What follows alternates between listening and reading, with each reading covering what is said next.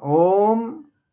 मैं कवि सुरेंद्र चौरसिया बिहार बोर्ड के बच्चों के लिए एक सारांश सुना रहा हूँ। पाठ का नाम है, वो संस्कृत है। द्वितीय पाठ का नाम है ध्रुवोपाख्यानम, ध्रुव की कहानी। उस पाठ में एक राजा है, उनका नाम है उत्तानपाद। राजा उत्तानपाद को दो रानियाँ थी। बड़ी रानी का नाम था सुनीति, छोटी रानी का नाम था सुरुचि। बड़ी रानी के पुत्र का नाम था ध्रुव, छोटी रानी के पुत्र का नाम था उत्तम। छोटी रानी और राजा बड़ी रानी से और उसके पुत्र ध्रुव से नफरत करते थे, जलन करते थे, कोई स्नेह प्रेम नहीं था। एक समय की बात है कि राजा अपने दरवाजे पर गद्दी पर बैठे हुए थे। छोटी रानी का पुत्र उत्तम उनके गोद में बैठकर खेल रहा था। ध्रुव भी देखा तो उसकी भी इच्छा हुई कि हम भी पिता के गोद में बैठें, खेलें।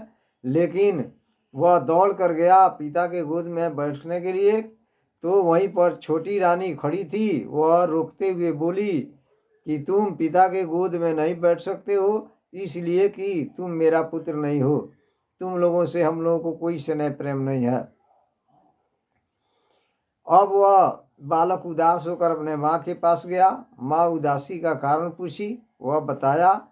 लेकिन सारी बातें बताने के बावजूद भी उसकी माँ जाकर छोटी रानी से कोई बात नहीं पूछी।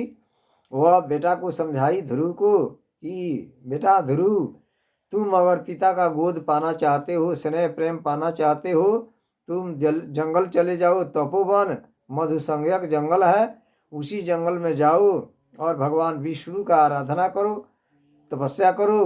तुम्हारे तपस्या से अगर खुश हो जाएंगे तो हो सकता है कि उनका स्नेह प्रेम बदल देंगे हम लोग के प्रति।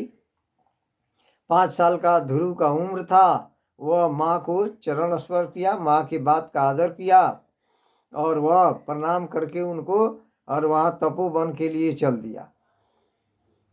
जब वह रास्ते में जा रहा था तो नारद भगवान मिले।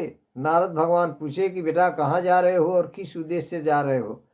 वह सारी कहानी बताया कि मैं तपोवन जा रहा हूँ, भगवान विष्णु का आराधना करने, तपस्या करने जा रहा हूँ। आप तपोवन का मधुसंज्ञक जंगल का रास्ता बताइए।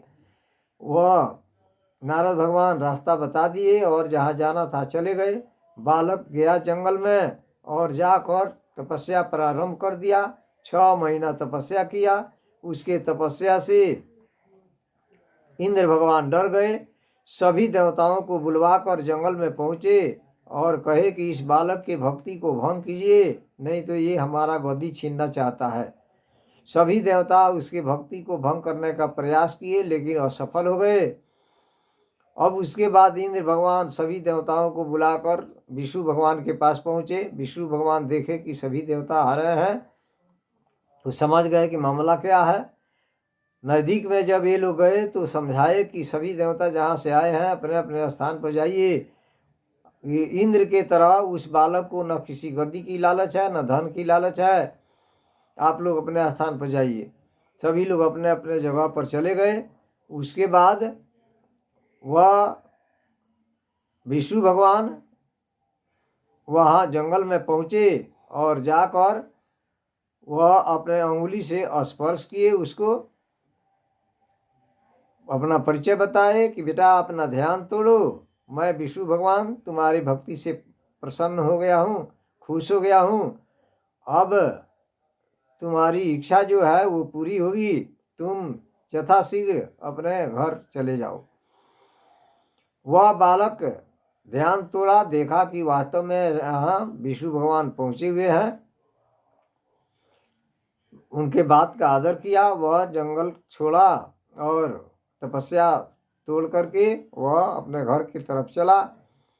घर गया तो वास्तव में देखा कि उसके माँ से राजा और छोटी रानी बहुत स्नेह प्रेम से बोल रहे थे। ध्रुव भी जब जंगल में गया तो वह ध्रुव जब पहुंचा घर तो वह देखा कि हमारी माँ से ये लोग बातें कर रहे हैं, ये इससे भी वे लोग